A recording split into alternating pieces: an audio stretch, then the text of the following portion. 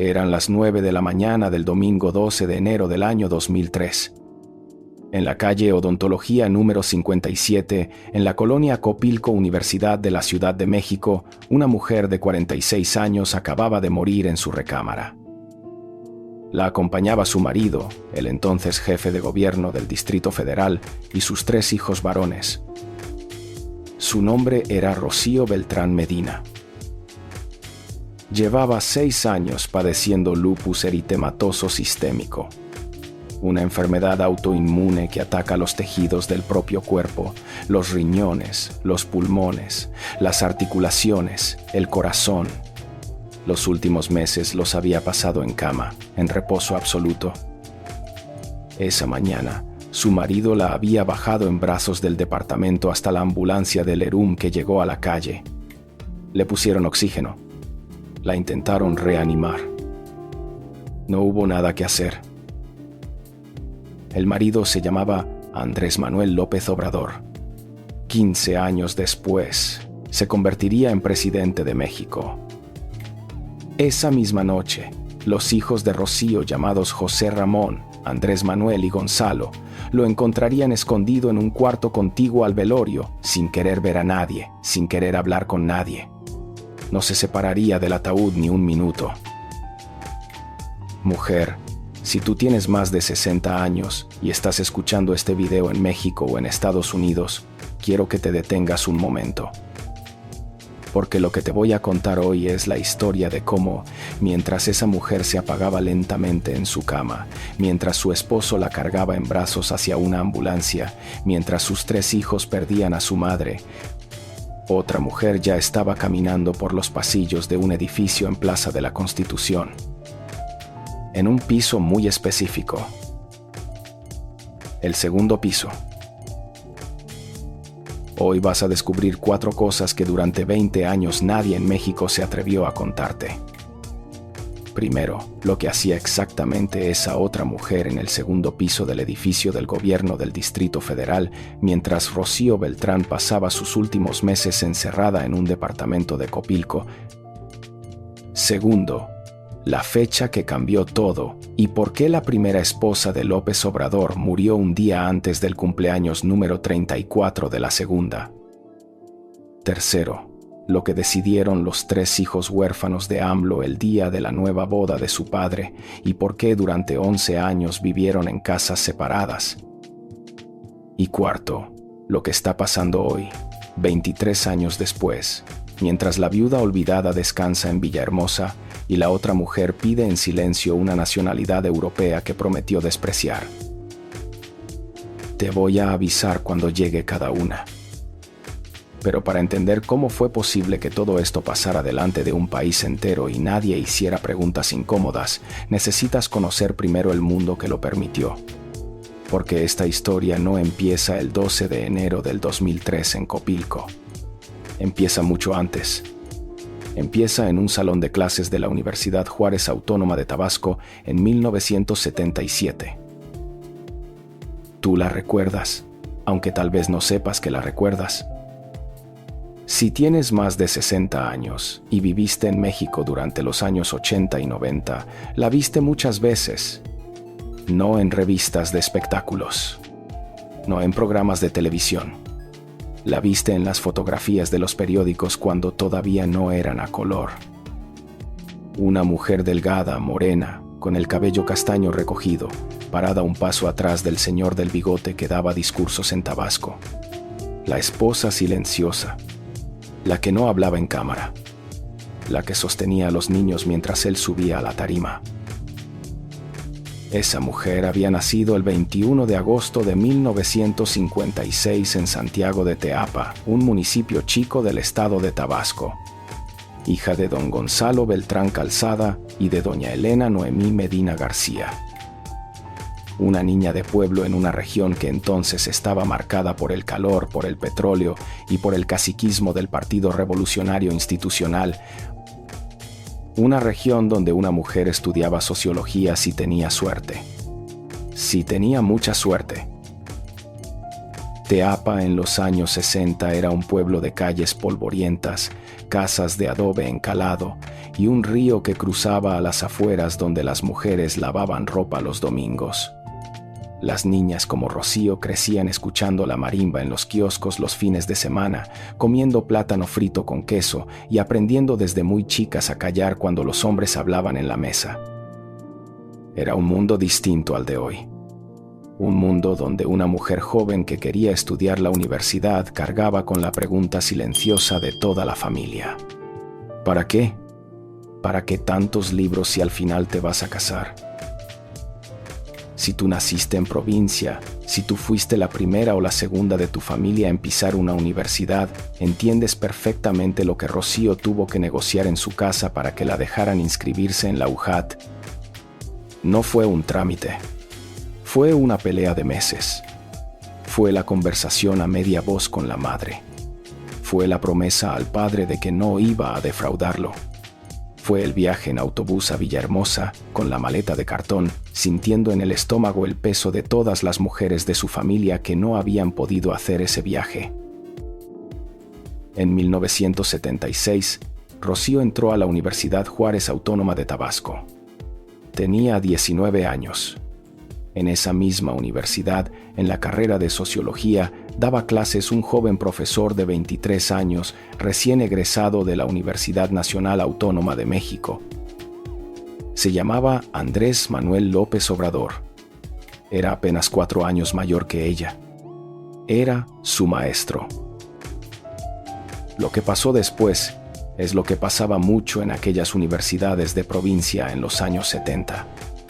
El profesor se enamoró de la alumna y la alumna se enamoró del profesor.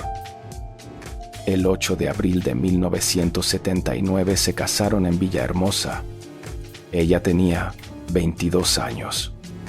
Él, 25.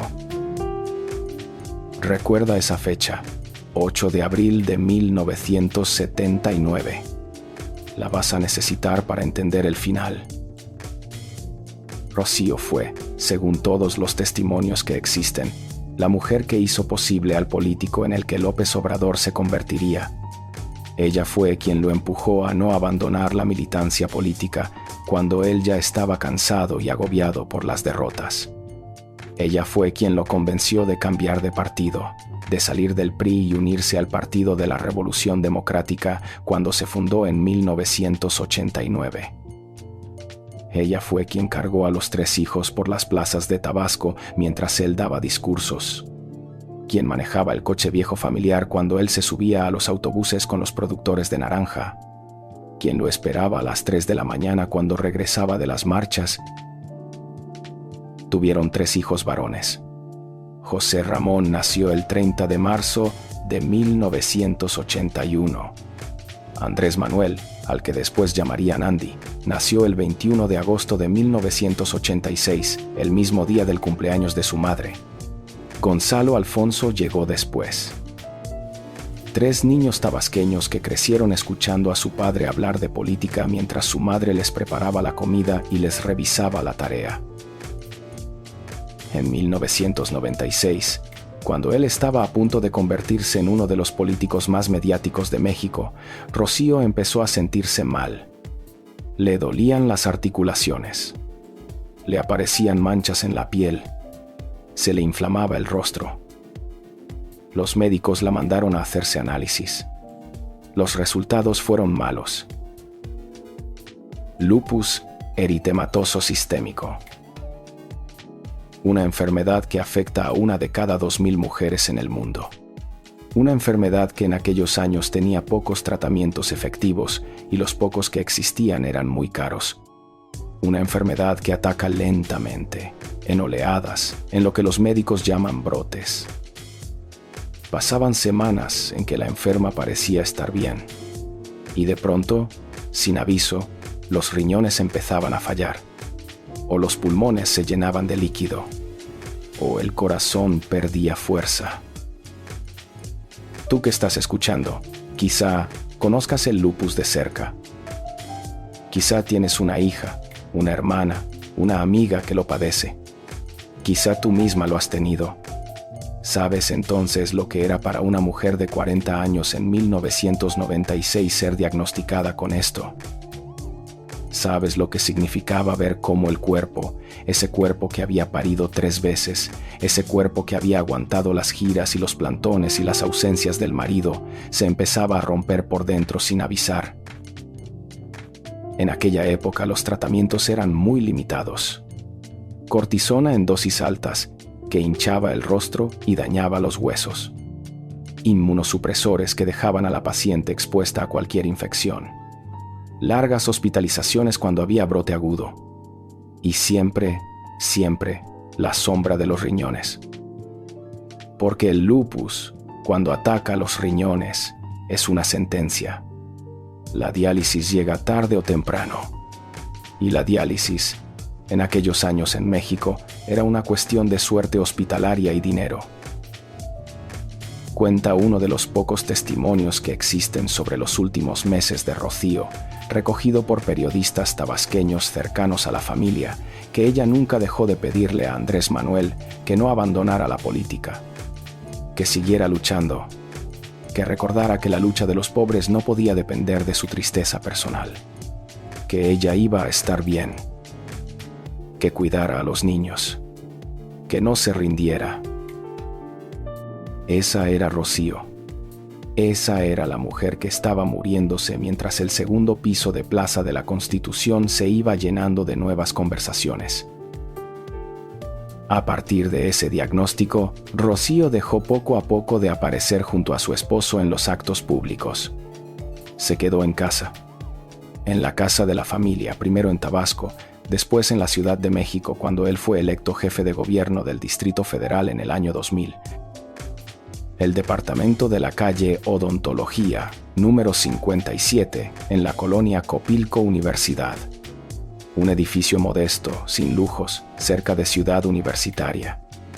La casa donde sus hijos hacían la tarea, donde se reunían los compadres tabasqueños cuando venían a la capital, donde Rocío recibía visitas las pocas veces que se sentía con fuerzas. En agosto del 2002, Rocío hizo lo que sería su última aparición pública. El Papa Juan Pablo II visitó por última vez la Basílica de Guadalupe. Vino a canonizar a Juan Diego. Rocío, católica practicante, hija de tabasqueños creyentes, se levantó esa mañana, se arregló como pudo y acompañó a su esposo a la ceremonia. La filmaron unos segundos. Se ve flaca. Se ve agotada. Sonríe forzadamente. 5 meses después, estaba muerta. Y mientras Rocío Beltrán Medina se apagaba lentamente en la calle, Odontología número 57, en un edificio a pocos kilómetros de ahí, alguien ya estaba ocupando un escritorio. Un escritorio en un piso muy específico. En el segundo piso de un edificio. El edificio del gobierno del Distrito Federal, en la Plaza de la Constitución, frente al Zócalo. Esa mujer del segundo piso tenía 32 años. Era 12 años más joven que la esposa enferma del jefe. Había llegado al gobierno capitalino el año anterior, en 2001, recomendada por un diplomático llamado José María Pérez Gay. Su nombre era Beatriz Gutiérrez Müller. Y para entender por qué esta historia importa tanto, por qué te tiene que importar a ti que estás escuchando, necesitas conocerla. Pero antes de eso, hay algo que tienes que saber. Algo que la prensa rosa de México decidió no contar durante 20 años. Algo que un libro publicado en 2022 por la editorial Penguin Random House sacó a la luz y nadie en la Cuarta Transformación quiso desmentir. Recuerda esa frase. El segundo piso. Recuérdala bien. Porque cuando entiendas lo que pasaba ahí, vas a entender por qué Rocío Beltrán murió como murió.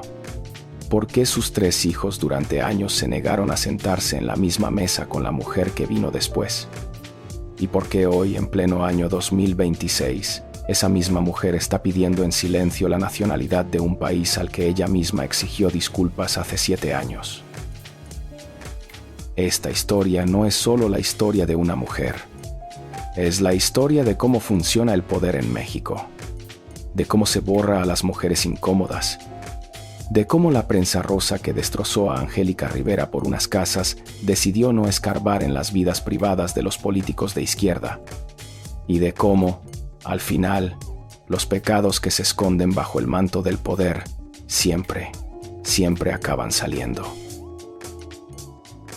Pero antes de seguir, déjame contarte quién era exactamente esa mujer del segundo piso. Porque para entender lo que hizo, hay que entender de dónde vino. Beatriz Gutiérrez Müller nació el 13 de enero de 1969 en la Ciudad de México. 3 días antes de cumplir 54 años, Rocío Beltrán moriría. La fecha de la muerte de Rocío, el 12 de enero, era exactamente un día antes del cumpleaños número 34 de Beatriz. Anota eso. 12 de enero, fallece Rocío. 13 de enero, cumpleaños de Beatriz. Un día de diferencia. La vida y la muerte separadas por 24 horas exactas. Era hija de un mexicano y una chilena con ascendencia alemana. Su padre, Juan Gutiérrez Canet, era administrador de empresas. Su madre, Nora Beatriz Müller-Benjerot, era escritora y académica, nacida en Valdivia, Chile, en 1935. Una familia de clase media culta, con libros en casa, con piano en la sala, muy distinta de la familia tabasqueña de Rocío Beltrán. Pasó su infancia y adolescencia en Puebla.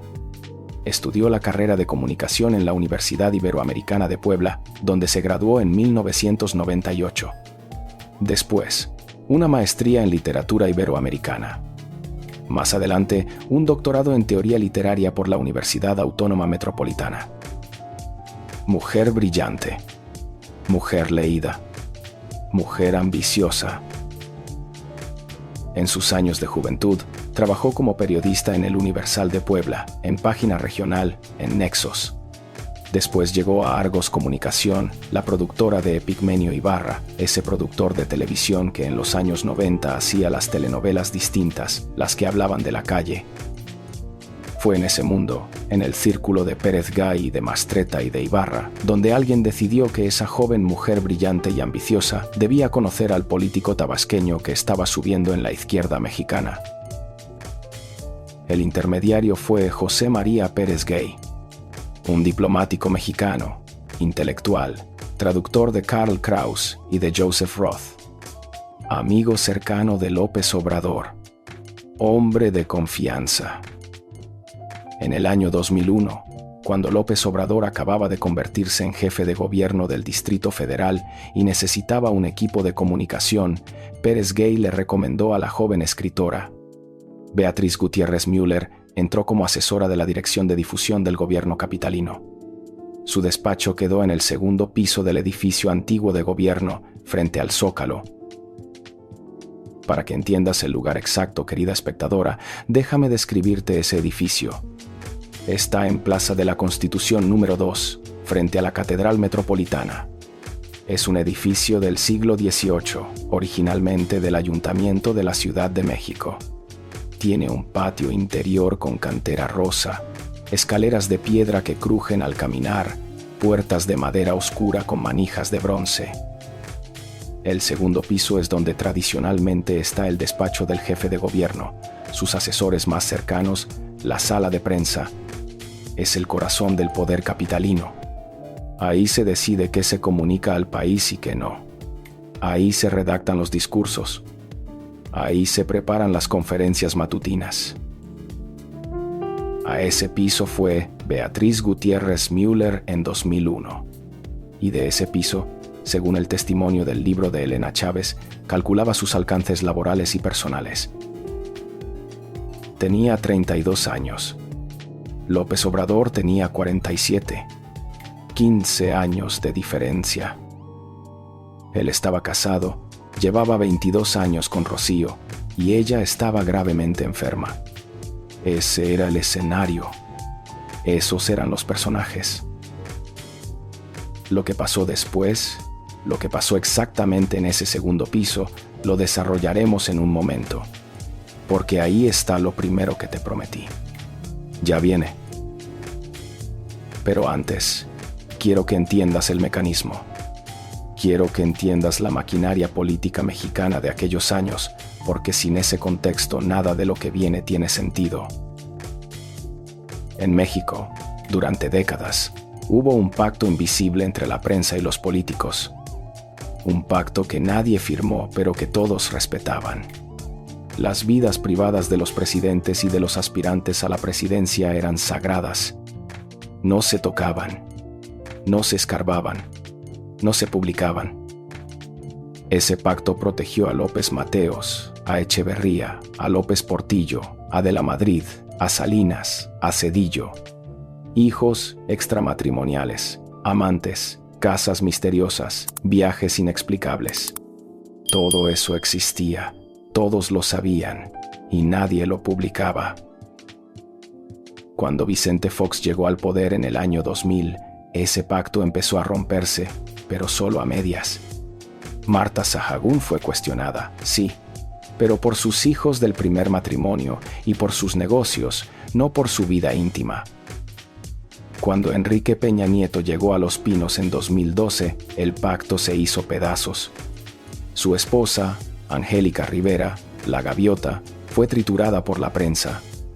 Le revisaron las casas, los vestidos, los viajes, las facturas, la fecha en que él enviudó, los rumores sobre la muerte de la primera esposa.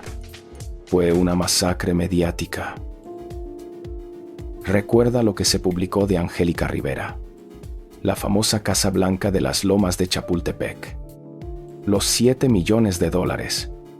El conflicto de interés con el contratista Higa. La carta pública en la que ella tuvo que defenderse por televisión, llorando, explicando que había comprado la casa con su dinero de actriz. Y la prensa que no se conformó, que escarbó, que sacó cada detalle, cada factura, cada fecha. Recordarás también cuando se publicó que el primer marido de Angélica, el productor José Alberto Castro, había sufrido una serie de pleitos legales con ella. Cuando se publicó la relación de Angélica con Peña Nieto antes de que él enviudara de su primera esposa, Mónica Pretelini, que murió en 2007 por una causa que los medios cuestionaron durante años. Cuando se publicaron los rumores, los chismes, las versiones, todo. A Angélica Rivera le sacaron a la luz cosas que sí eran preocupantes.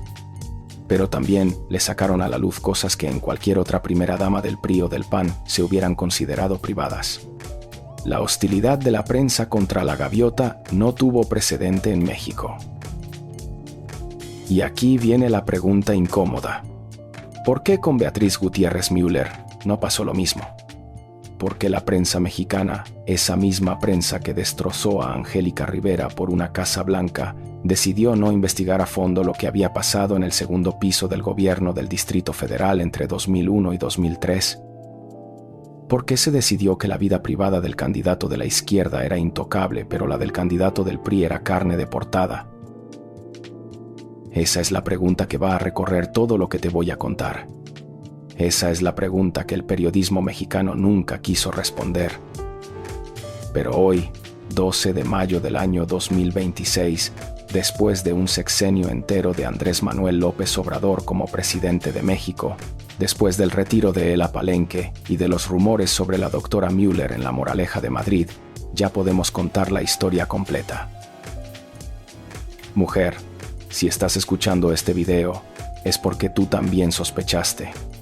Es porque algo no te cuadraba.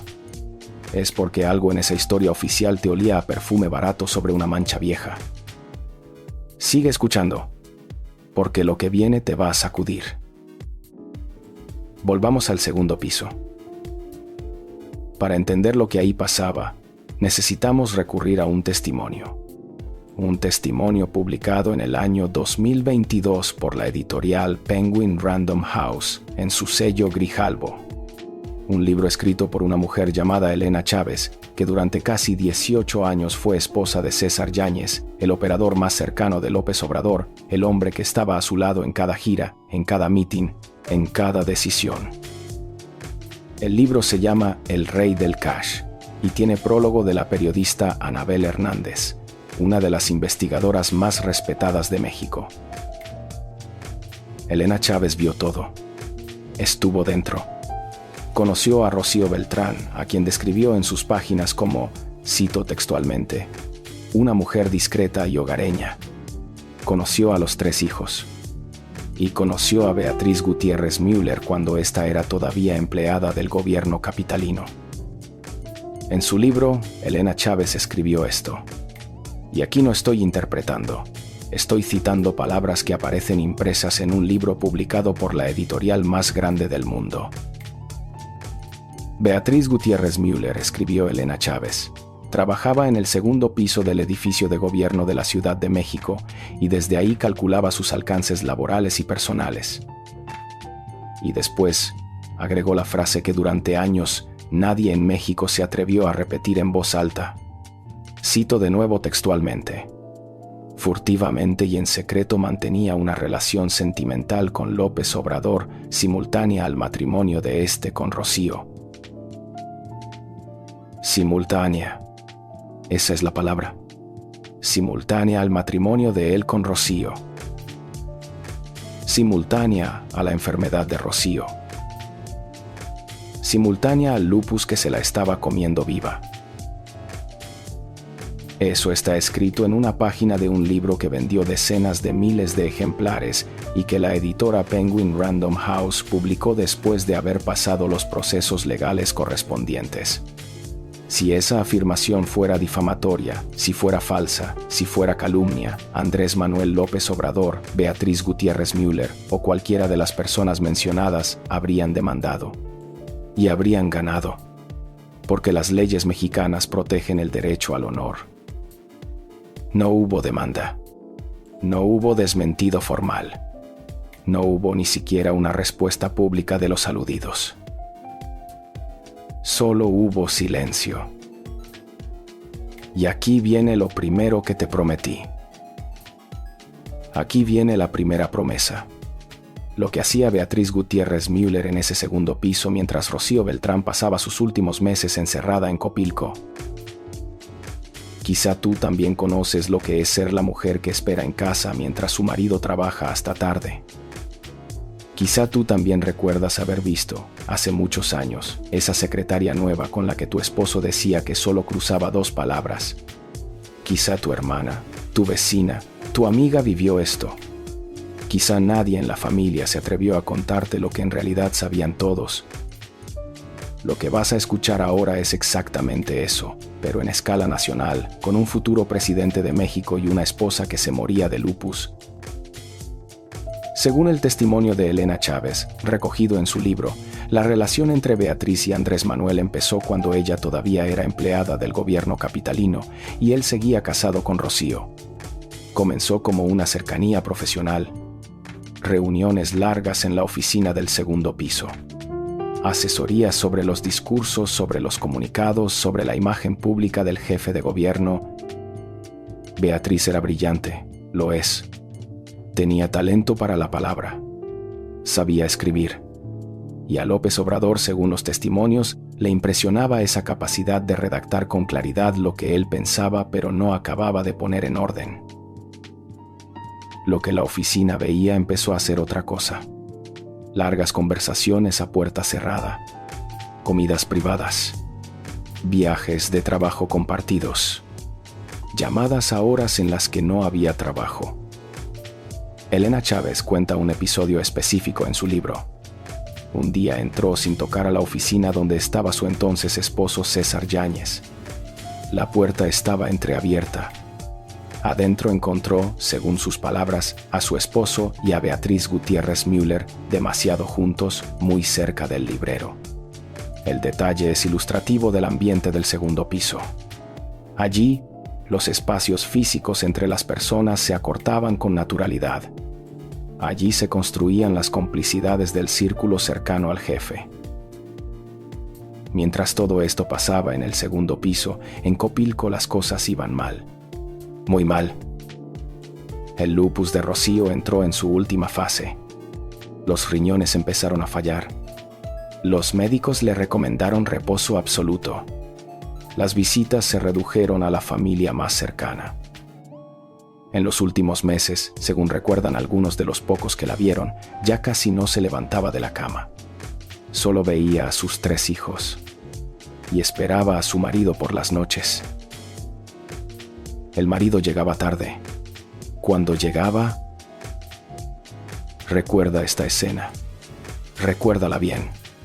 Una mujer de 45 años, postrada, con dolor permanente, esperando en una recámara del segundo piso de un edificio modesto de Copilco mientras su esposo está en otro segundo piso, de un edificio elegante en Plaza de la Constitución, con una asesora 21 años más joven que su esposa enferma.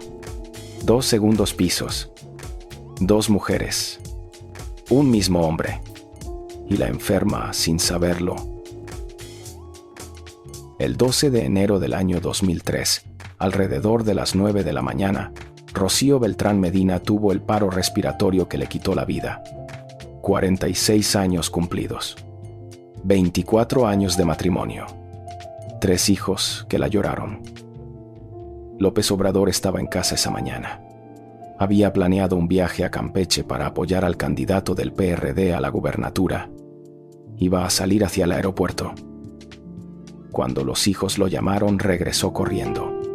Cargó a Rocío en brazos hasta la ambulancia. Ya no había nada que hacer. 3 días después, se cumplió el día número 34 del cumpleaños de Beatriz Gutiérrez Müller.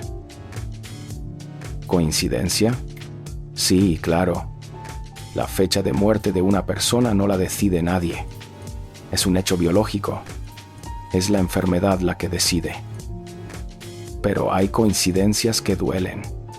Hay coincidencias que parecen un gesto sucio del destino. Esta es una de ellas. Rocío fue sepultada en el recinto memorial de Villahermosa. López Obrador, según los pocos testigos que estuvieron en el velorio, no se separó del ataúd. Lloró mucho. Se escondió en un cuarto contiguo a donde la velaban porque no podía soportar la mirada de los demás. Después salió, junto con sus hijos, y se retiró a llorar a otro sitio. Tú que estás escuchando, mujer de 65 años, que quizá viviste en Guadalajara, en Monterrey, en Houston o en Los Ángeles, quiero que se quedes con esta imagen. Un hombre llorando frente al ataúd de su esposa muerta. La esposa que lo aguantó 24 años. La que le dio 3 hijos. La que lo sacó del PRI y lo puso en la izquierda. La que se enfermó de lupus mientras él subía al poder. Y a 250 kilómetros de ahí, en un departamento de la colonia del Valle de la Ciudad de México, la mujer del segundo piso ya estaba sola, esperando. Pasaron 15 meses. 15 meses sin contacto público entre Andrés Manuel y Beatriz. Al menos eso decía la versión oficial. En mayo del 2004 empezaron los rumores. La revista ¿Quién?, una publicación de espectáculos especializada en la vida privada de los políticos y empresarios, sacó un reportaje hablando de las 4 posibles candidatas a ocupar el corazón del entonces jefe de gobierno. Las actrices Edith González y Ana Colchero, la directora del fideicomiso del Centro Histórico, Ana Lilia Cepeda, y Beatriz Gutiérrez Müller, descrita como doctora en letras y asesora del despacho. Es interesante cómo se manejó esa primera filtración. No salió en un periódico de información política. No salió en una columna de los grandes diarios. Salió en una revista del corazón. ¿Quién?, propiedad del grupo Expansión. Una revista dirigida a la clase media alta, especializada en bodas, divorcios y romances de los famosos. Era la forma elegante de filtrar la información sin entrar en territorio incómodo, sin escarbar en el segundo piso, sin preguntar lo que no se podía preguntar. Una revista de espectáculos hablaba del corazón del jefe de gobierno como si fuera un asunto rosa, no un asunto político. Y todos los medios serios siguieron ese tratamiento. Un año después, en mayo del 2005, la misma revista Quién confirmó en exclusiva. Era Beatriz. Era la del segundo piso. López Obrador se había decidido por la asesora joven, brillante, de doctorado en literatura. 15 meses después del entierro de Rocío. El reportaje de Quién en mayo de 2005 fue manejado por Alberto Tavira, periodista especializado en la vida íntima de la clase política mexicana. Tavira logró una entrevista con la propia Beatriz, donde ella confirmó el romance pero con una frase que en su momento sorprendió a todos. Le preguntaron qué papel asumiría si llegara a ser primera dama de México. Ella respondió, palabras textuales recogidas en aquella entrevista, el papel de una primera dama, esposa de gobernador. Una respuesta neutra, casi protocolaria. Y agregó otra frase que llamó la atención de quienes la escucharon entonces. Si Andrés Manuel gana o no, me da igual. Le da igual. Esa fue su respuesta. La esposa del candidato a la presidencia de México le decía a una revista que le era indiferente el resultado de la elección.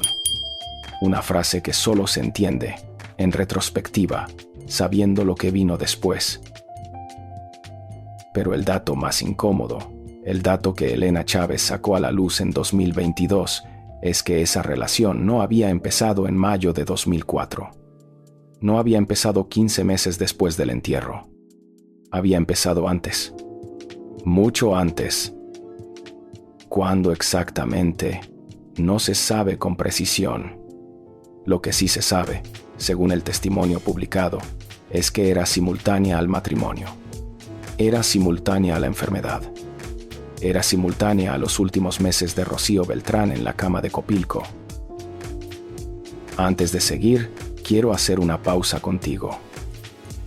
Si esta historia te está conmoviendo, si sientes que hay una injusticia profunda en lo que estoy contando, si crees que las mujeres como Rocío Beltrán Medina merecen ser recordadas y no borradas del relato oficial del poder mexicano, hay algo muy sencillo que puedes hacer. Suscríbete a este canal. Es gratis. No te tarda más de 3 segundos. Y para nosotros, los que hacemos estos videos, significa una sola cosa. Significa que hay una comunidad de mujeres en México, en Estados Unidos, en Colombia, en Argentina, que no quiere que estas historias se olviden. Que no acepta que los poderosos reescriban la vida de las mujeres que sostuvieron sus carreras. Que recuerda los nombres. Suscríbete y dale a la campanita, porque lo que viene es todavía más fuerte. Aquí viene lo segundo que te prometí. Llegó el 12 de enero del 2003. Murió Rocío. El país lloró con López Obrador. La prensa lo trató con guantes blancos. Todos los políticos enviaron condolencias. Los hijos lo apoyaron. Y según el cálculo más cínico posible, ese año 2003 marcaba el inicio formal de la siguiente etapa del proyecto político de Andrés Manuel López Obrador. Empezaba la cuenta regresiva hacia las elecciones presidenciales del 2006.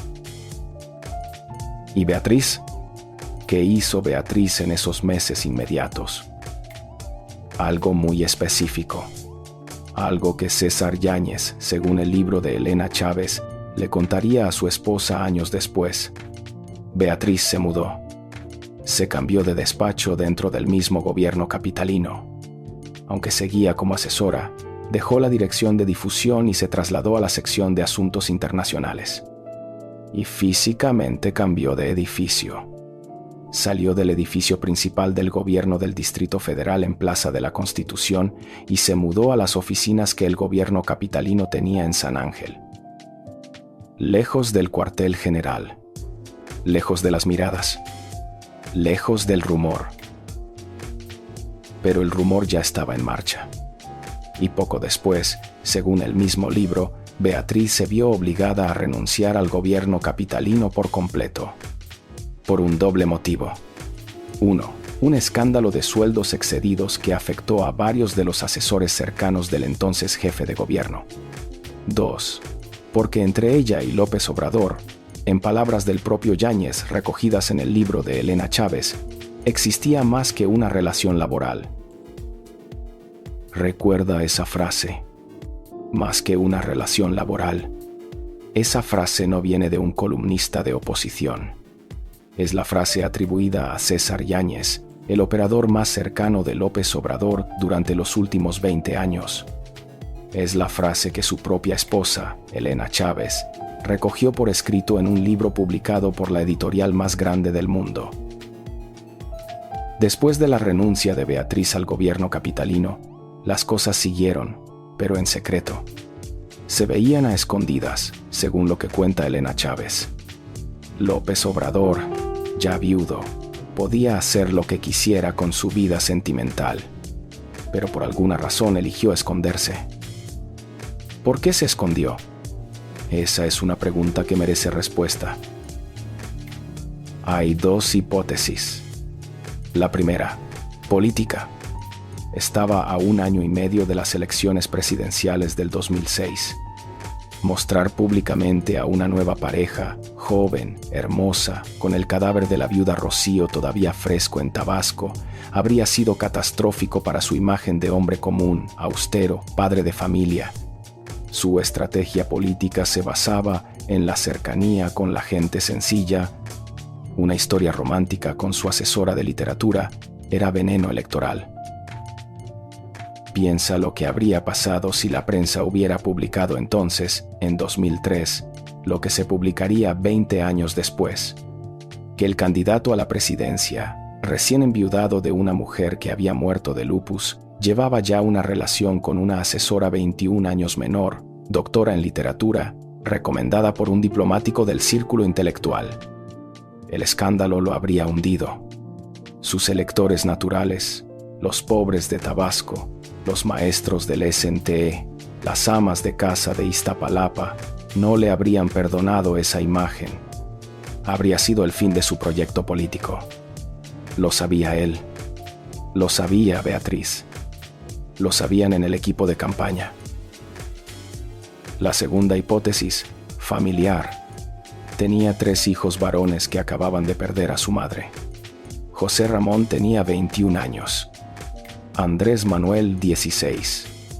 Gonzalo, todavía menor. 3 muchachos rotos por dentro. Y según el mismo testimonio de Elena Chávez, esos 3 muchachos sabían cosas que la prensa no sabía. Sabían quién era esa asesora del segundo piso. Sabían cuándo había empezado todo. Y la odiaban. Mujer, si tú eres madre, si tienes hijos varones, imagínate la escena. Tu marido entierra a tu cuñada. Llora frente al ataúd. Promete que no la va a olvidar. Y meses después tu marido te confiesa, en voz baja, que en realidad llevaba ya años con la otra. Que lo que tu cuñada vivió en sus últimos meses, además del lupus, fue eso. Que ella nunca lo supo, o si lo supo lo aguantó por dignidad. 3 hijos que viven exactamente eso. 3 muchachos que crecen con un secreto familiar que no pueden gritar pero tampoco pueden olvidar.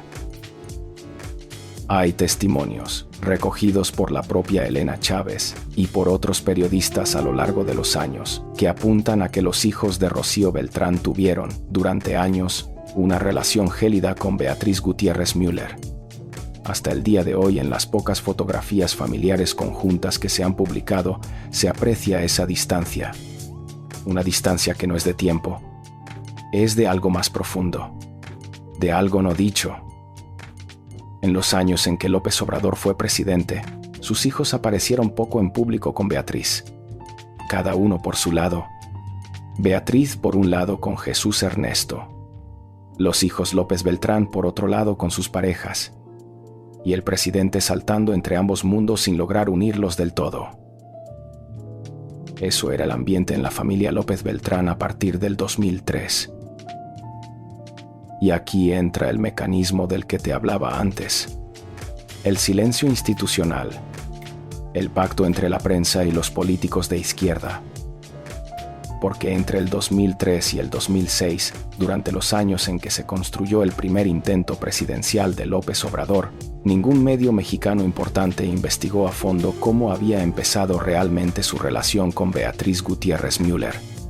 Las salas de redacción miraron hacia otro lado. En las ruedas de prensa nadie preguntó qué hacía exactamente en el segundo piso del gobierno del Distrito Federal una asesora doctorada en literatura mientras la primera dama capitalina se moría de lupus en Copilco. Los medios de izquierda decidieron que no era su tema. Los medios de derecha temían el costo político de ser acusados de morbo o de machismo si se atrevían a escarbar. Solo hubo silencio. 15 meses de silencio. Después la revista Quién soltó la información en mayo de 2004. Después la confirmó un año más tarde. Y la prensa entendió que la nueva pareja del candidato de la izquierda era intocable. El segundo piso quedó cerrado para siempre. Llegamos al 2006. La elección presidencial. La derrota más amarga de la carrera de López Obrador. Felipe Calderón ganó por una diferencia mínima, polémica, denunciada por fraude por López Obrador, quien se autoproclamó presidente legítimo y montó un plantón histórico en Reforma. 3 meses después de esa derrota, el lunes 16 de octubre de 2006, una ceremonia privada se celebró en algún rincón discreto de la Ciudad de México. Era una boda civil. La boda de Andrés Manuel López Obrador con Beatriz Gutiérrez Müller. Aquí viene lo tercero que te prometí. Aquí está lo que decidieron los hijos. Si tú alguna vez viviste un segundo matrimonio en tu familia, si tú alguna vez tuviste que ver a tus hijos aprender a llamarle tía a la mujer que llegó después, tú sabes de qué estoy hablando. Es uno de los momentos más duros de la vida de una familia. Es el momento en que se decide si los hijos van a aceptar o no. Si se quiebra la lealtad a la madre muerta o se sostiene contra viento y marea. En la familia López Beltrán, en octubre de 2006, se tomó esa decisión. Según el testimonio recogido por Elena Chávez en El Rey del Cash, López Obrador decidió casarse solamente por lo civil. Sin iglesia, sin gran fiesta, sin invitar a los medios. La razón que él habría dado, según César Yáñez transmitió a su entonces esposa Elena, fue, palabras textuales del libro, para obligar a sus hijos a convivir con la novia. Léelo otra vez. Para obligar a sus hijos a convivir con la novia. Esas no son las palabras de una segunda boda alegre. Son las palabras de una imposición familiar. Son las palabras de un padre que sabe que sus hijos están en contra y que decide casarse para forzarlos a aceptar lo inaceptable. Y sin embargo, ni siquiera la imposición funcionó. Los 3 hijos no fueron a la boda. Ninguno. Ni José Ramón, que ya tenía 25 años. Ni Andrés Manuel Andy, de 20. Ni Gonzalo. Según las pocas fuentes que han hablado de esa ceremonia, los testigos del novio fueron José María Pérez Gay, el diplomático que la había presentado a Beatriz 5 años antes, y su esposa Lilia Rosbach, a quien López Obrador nombraría años después embajadora en Argentina. Los testigos de la novia, según las versiones, fueron su madre Nora Beatriz Müller Benjerod y una hermana. Y entre los pocos asistentes estuvo Carmen Lira, directora del periódico La Jornada, el medio oficial de la izquierda mexicana, el medio que durante 2 décadas nunca había escrito una sola línea sobre el segundo piso. 3 hijos huérfanos. 3 hijos que decidieron no estar. Y un padre que se casó sin ellos. Y aquí no termina la historia. Aquí apenas empieza otro capítulo igual de doloroso. Porque 6 meses después de esa boda, exactamente el 23 de abril de 2007, nació Jesús Ernesto López Gutiérrez, el 4º hijo de López Obrador y el primero de Beatriz. Saca la cuenta. Boda, 16 de octubre de 2006. Nacimiento, 23 de abril de 2007. 6 meses y 1 semana. En cualquier familia de las que tú conoces, querida espectadora, eso significa una cosa muy clara. Beatriz estaba embarazada al momento de casarse. Embarazada de casi 3 meses. Quizá más. Otra pieza del rompecabezas. Otra capa de la historia oficial que la prensa mexicana decidió no contar. Después de la boda, la vida en común tampoco fue como debería haber sido. En 2008, una periodista llamada Katia D'Artigues, conocida por sus reportajes sobre la vida íntima de la clase política, publicó algo que sacudió levemente a quienes leen periodismo de fondo. Algo que la prensa de espectáculos minimizó. Algo que el círculo de López Obrador desmintió a medias. Lo que Katia publicó fue esto: que López Obrador y Beatriz Gutiérrez Müller, aunque estaban casados, vivían en casas separadas. López Obrador permanecía en el departamento de Copilco, el mismo departamento donde había muerto Rocío, con sus 3 hijos mayores, en el mismo edificio, en la misma calle, en la misma colonia. Beatriz, con el bebé Jesús Ernesto, vivía en otro departamento, en la colonia del Valle, a varios kilómetros de distancia. Una pareja casada, con un hijo recién nacido, y vivían cada quien en su casa. ¿Cuánto duró esa separación física? La información no se confirma oficialmente, pero según las versiones más extendidas, vivieron así durante varios años, posiblemente hasta el inicio de la segunda campaña presidencial en 2012. Algunos cuentan que hasta más tarde. ¿Por qué? Por una sola razón. Los hijos. Los 3 hijos varones de Rocío Beltrán no querían vivir bajo el mismo techo que la mujer del segundo piso. Y López Obrador, para no romper con ellos, accedió. 11 años de matrimonio. 11 años de domicilios separados. 11 años en que la versión oficial decía que eran una pareja modelo, mientras la realidad era que la familia estaba partida en 2. Si tú has vivido algo parecido, si tu hermana, tu amiga o tú misma sabes lo que es un matrimonio que por fuera funciona y por dentro está deshecho, entiendes esto a la perfección. Es el silencio de las cocinas. Es la mirada que evita la mirada.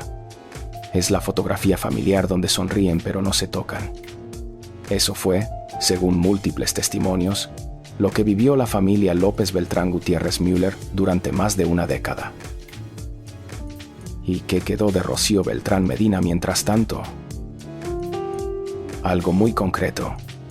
Algo que vale la pena que tú sepas.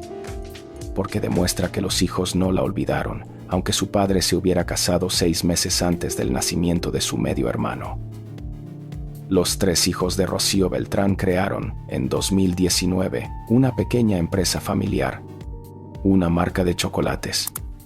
Se llaman Chocolates Rocío. Los hacen con cacao que cultivan en una propiedad heredada de su madre en Teapa, Tabasco. La llaman Finca Rocío. Y los chocolates se distribuyen desde una pequeña casa en la calle San Luis Potosí, número 43, en la colonia Roma de la Ciudad de México. Chocolates Rocío. Finca Rocío. El nombre que el padre evitó pronunciar durante años en público mientras estaba en campaña, los hijos lo pusieron en cada barra de chocolate, en cada bolsita, en cada caja. Es un acto de memoria. Es un grito silencioso. Es una manera de decirle al país que esa mujer existió, que tuvo nombre, que parió 3 hijos, que se llamaba Rocío. Hoy esa marca de chocolate sigue funcionando. Tiene un local pequeño en la calle San Luis Potosí. Tiene presencia en algunas tiendas gourmet de la Ciudad de México.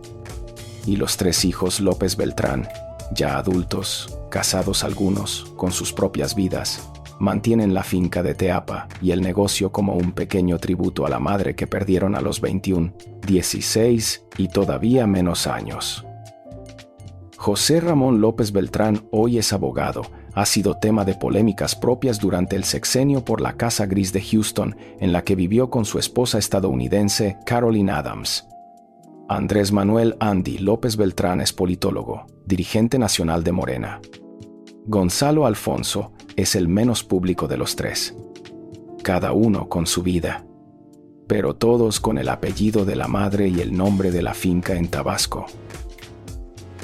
Y mientras Chocolates Rocío repartía sus productos por la Ciudad de México, en Palacio Nacional gobernaba un señor que tenía una nueva esposa con doctorado en literatura. Esa esposa hizo cosas. Hizo muchas cosas. Y aquí entra una de las preguntas más difíciles de toda esta historia. ¿Qué tipo de primera dama fue Beatriz Gutiérrez Müller? Aunque ella misma rechazó el título.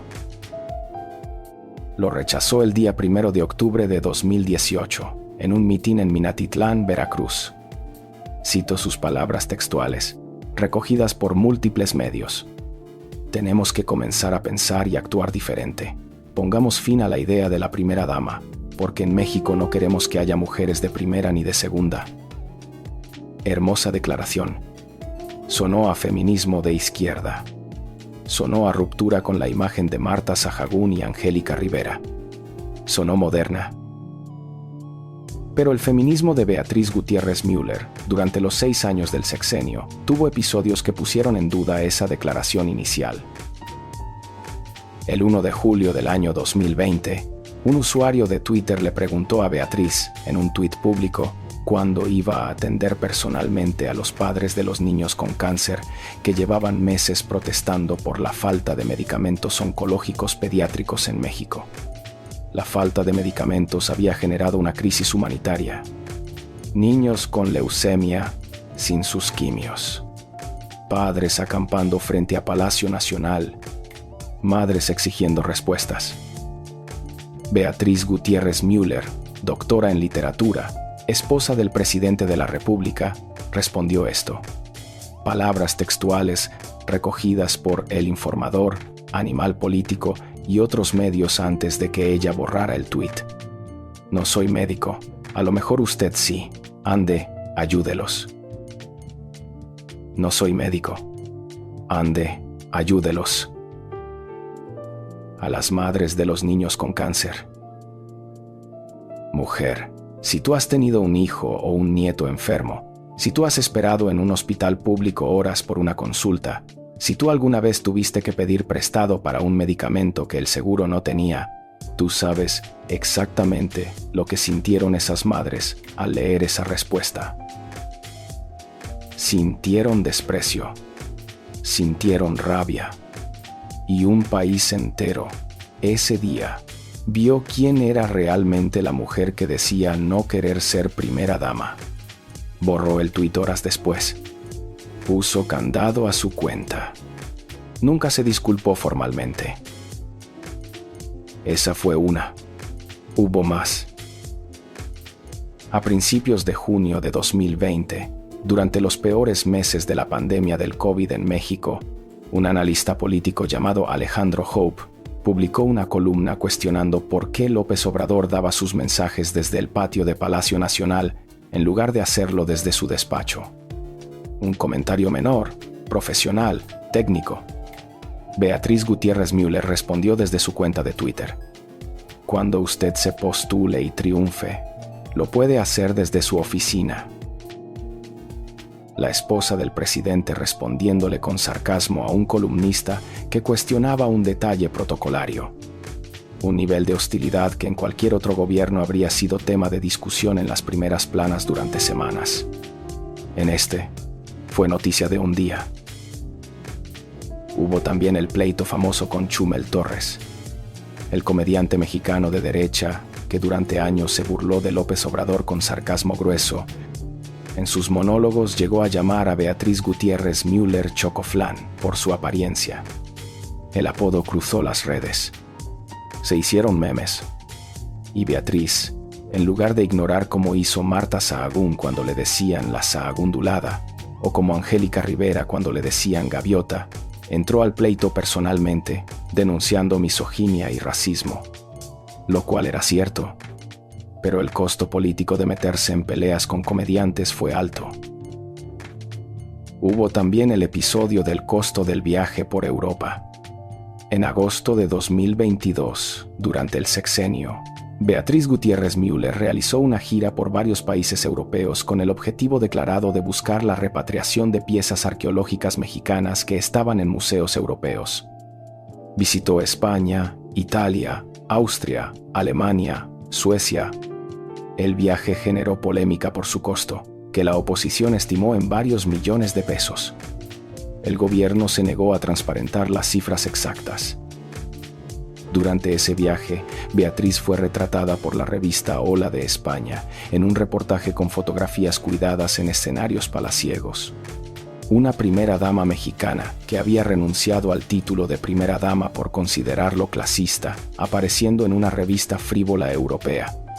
La contradicción fue notada por todos, defendida por pocos. Hubo también lo de la blusa supuestamente de Gucci. En una aparición pública, Beatriz fue fotografiada con una prenda que en redes sociales se identificó como una blusa de la marca italiana, cuyo precio rondaba los miles de pesos. La esposa del presidente austero, del señor de los tsuru blancos y los autobuses, con una blusa de marca de lujo. Otra contradicción. Y después estuvo el episodio más grave. ¿El del cuñado? En agosto de 2020, durante el sexenio, salió a la luz un video. En el video aparecía Pío López Obrador, hermano del presidente, recibiendo fajos de billetes en efectivo de un operador llamado David León Romero, para presuntamente apoyar las campañas electorales del Movimiento Regeneración Nacional. El escándalo fue mayúsculo. La oposición pidió investigación. Beatriz Gutiérrez Müller, lejos de guardar silencio como habría hecho cualquier asesor de imagen prudente, defendió públicamente a su cuñado, lo cual fue tomado por muchos como una intromisión innecesaria en un asunto que olía a corrupción. A finales de 2020 vino otro episodio. Beatriz fue ascendida a investigadora nacional nivel 1 del Sistema Nacional de Investigadores, el organismo del CONACYT. El nombramiento la convertía en becaria oficial del Estado, con un estipendio mensual de unos 15,846 pesos con 90 centavos. Las críticas fueron inmediatas. La comunidad académica mexicana cuestionó si la doctora Gutiérrez Müller realmente cumplía con los requisitos de investigación habitual y sistemática que el reglamento exige. Cuestionó si era ético que la esposa del presidente recibiera una beca del Estado mientras el gobierno federal eliminaba los fideicomisos del propio CONACYT y dejaba sin apoyo a cientos de investigadores reales. Beatriz, una vez más, fue defendida por el círculo oficial y no se retractó. Llegamos al final del sexenio. Septiembre, octubre de 2024. Andrés Manuel López Obrador entregó el poder a Claudia Sheinbaum, su sucesora, y anunció su retiro definitivo de la vida política. Se mudó a Palenque, Chiapas, a un rancho. Y aquí pasó algo curioso. Beatriz no se fue con él. En entrevistas posteriores, ella explicó que su esposo merece ir a donde él se quiera ir a vivir, pero ella se queda en la ciudad porque tiene una misión importante con su hijo menor, continuar criándolo. Jesús Ernesto cumplía 18 años en abril de 2025. Estaba en edad de elegir universidad. Beatriz se quedó en la capital, dando clases en la Benemérita Universidad Autónoma de Puebla, donde tenía plaza desde diciembre de 2019. El presidente jubilado se quedó solo, en Palenque, sin su esposa al lado, sin el hijo menor que crió en la Ciudad de México, acompañado de los 3 hijos de Rocío, que sí lo visitan, que sí van al rancho a sembrar árboles con él. Y aquí viene lo cuarto que te prometí. Aquí viene lo que está pasando hoy, 23 años después de la muerte de Rocío, 20 años después del comienzo formal del nuevo matrimonio, lo que casi nadie en México sabe. Tú que estás escuchando, abre bien los oídos porque esto es importante. En marzo del año 2025, según reportes confirmados por el periodista Milton Merlo en el diario español ABC, Beatriz Gutiérrez Müller solicitó formalmente la nacionalidad española ante el Consulado de España en México. La solicitó bajo el mecanismo de la Ley de Memoria Democrática, aprobada en 2022 por el gobierno de Pedro Sánchez, que permite a los nietos y bisnietos de españoles exiliados o emigrantes recuperar la nacionalidad. En su caso, el camino legal estaría sustentado en su bisabuelo Walter Müller, alemán emigrado a Chihuahua, o en su abuelo Agustín Gutiérrez Arias, nacido en León, Castilla, en 1908. Hasta aquí, nada extraordinario.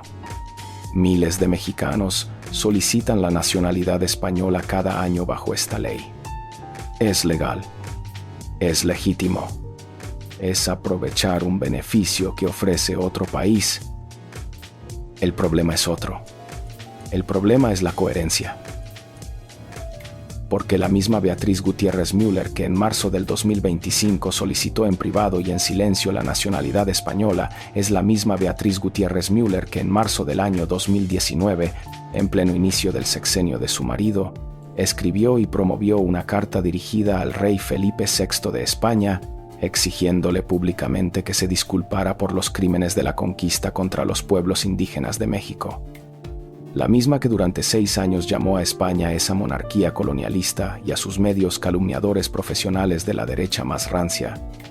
La misma que se opuso al rey Felipe, al embajador, a los periodistas.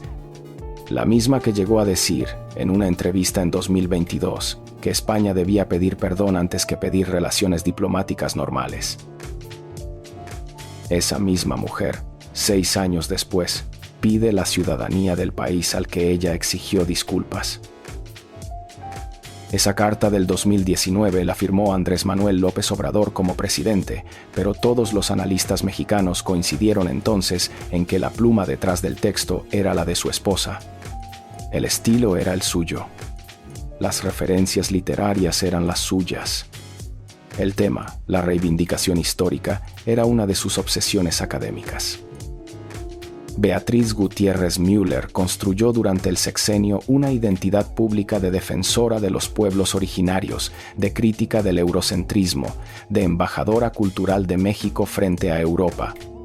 Apareció en eventos vistiendo huipiles, hablando del orgullo mestizo, recriminando al rey de España por la conquista de Hernán Cortés y por los crímenes contra Cuauhtémoc. La construcción de esa identidad fue minuciosa. Tomó años. Y todo eso, todo ese trabajo de construcción de una imagen pública anticolonial, quedó desmentido en una sola gestión privada en marzo de 2025. Una solicitud silenciosa al consulado de un país. Un trámite que es exactamente lo contrario de lo que ella predicó durante 6 años. La noticia explotó en agosto de 2025. Otro reportaje del ABC, firmado por los periodistas Adriana Guirado y Carlos Yagüe, aseguró que Beatriz Gutiérrez Müller se había mudado, junto con su hijo Jesús Ernesto, al exclusivo barrio de La Moraleja, en Madrid, en un piso de varios millones de euros. La noticia se viralizó. Beatriz negó la mudanza. Calificó la información de calumnia. Amenazó con demandas. Pero no negó la solicitud de nacionalidad. Esa parte la confirmó indirectamente al no desmentirla. Algunos periodistas mexicanos, como Ricardo Rafael en Milenio, tuvieron la dignidad de retractarse de la nota sobre la mudanza. Otros, no. Y el debate quedó abierto. ¿Vive Beatriz Gutiérrez Müller en Madrid? ¿Está en proceso de mudarse? ¿O simplemente solicitó la nacionalidad como un seguro a futuro por si en algún momento decide irse? El silencio es la respuesta. Mujer que estás escuchando, piensa en esto un momento.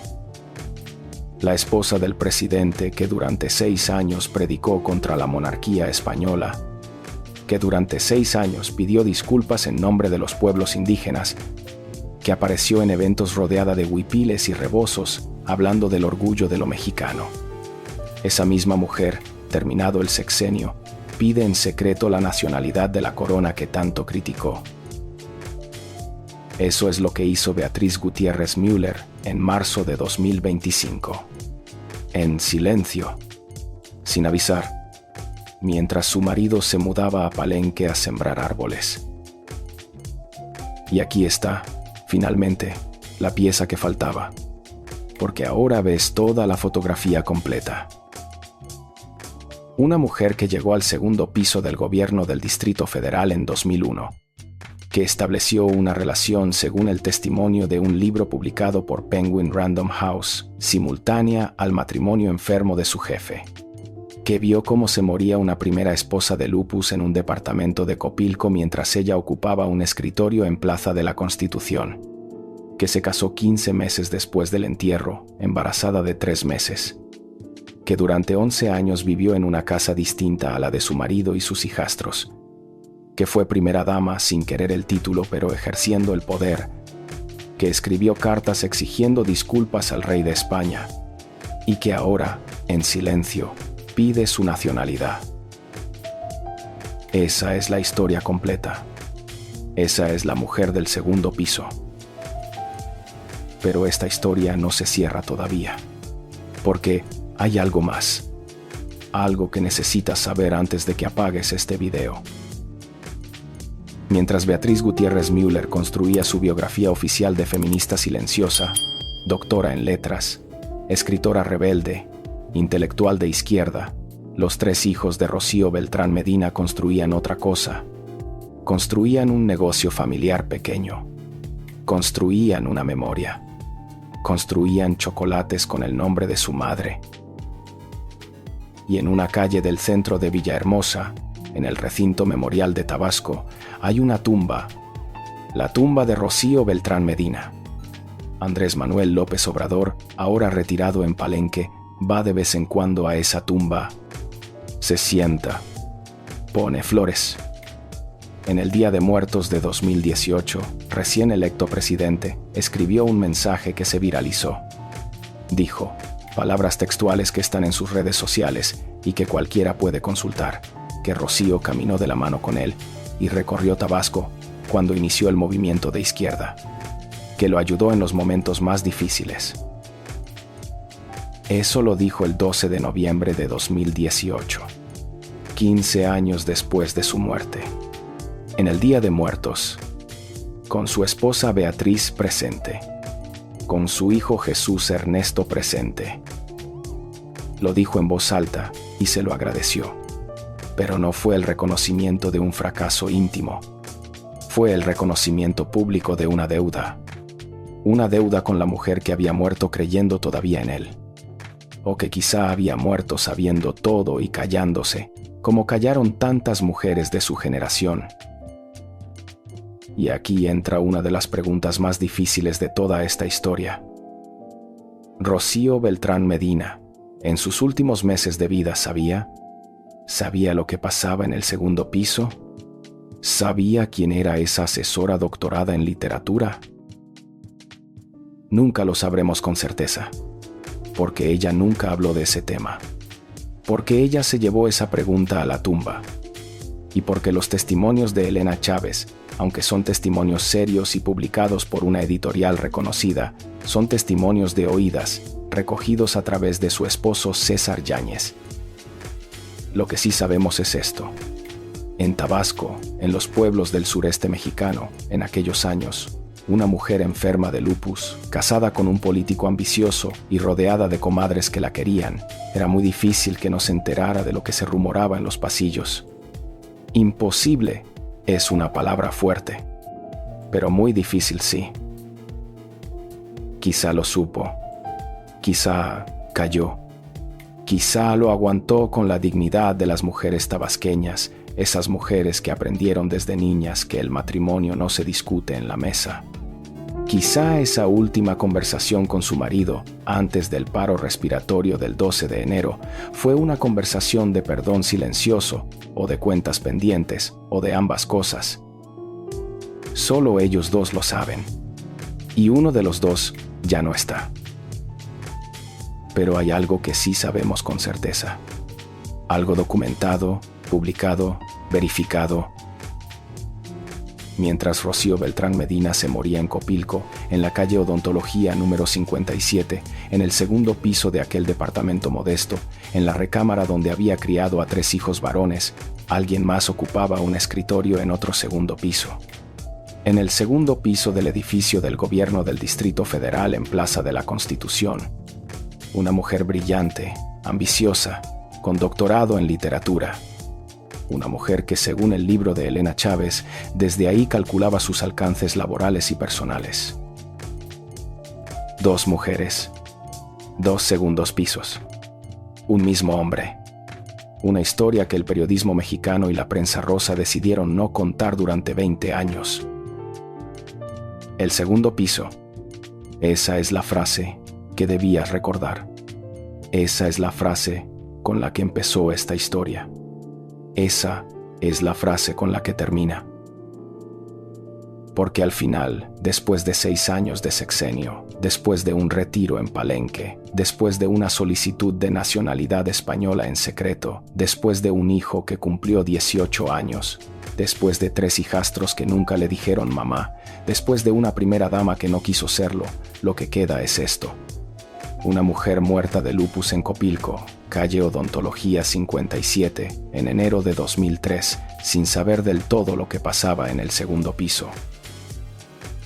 Y otra mujer que sí sabía, que está viva, que tiene 57 años, que tiene una plaza en la UAP y una solicitud de nacionalidad española en el consulado, que hoy escribe poemas, prologa libros de su esposo retirado y aparece en las páginas de la revista Hola.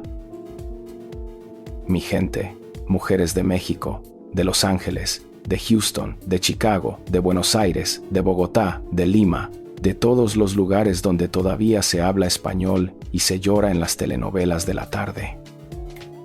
Quiero pedirles algo. Cuéntenme en los comentarios. ¿Tú recordabas a Rocío Beltrán Medina antes de este video? ¿Sabías de la calle Odontología número 57? ¿Sabías del segundo piso? ¿O esta historia, como tantas otras, te llega hoy por primera vez? Cuéntenme también esto. Si hubieras sido Rocío Beltrán, ¿qué habrías hecho? ¿Te habrías quedado? ¿Te habrías ido? ¿Habrías callado por los hijos? Quiero leer sus historias, sus experiencias, sus propias vidas reflejadas en esta historia. Porque al final lo que nos une no son las figuras públicas. Lo que nos une es lo que sentimos cuando escuchamos estas historias y reconocemos en ellas pedacitos de nuestras propias vidas. Y antes de despedirnos, una pista de lo que viene. Porque si esta historia te conmovió, espera a escuchar la próxima. Hay otra primera dama mexicana, una que sí ostentó el título, una que vivió en Los Pinos rodeada de cámaras, una a la que la prensa de espectáculos sí destrozó. Y la pregunta que vamos a contestar la próxima semana es ¿por qué a esa sí le rompieron la vida en los medios, mientras a Beatriz no? La doble vara del poder mexicano. La cara más sucia del periodismo rosa. La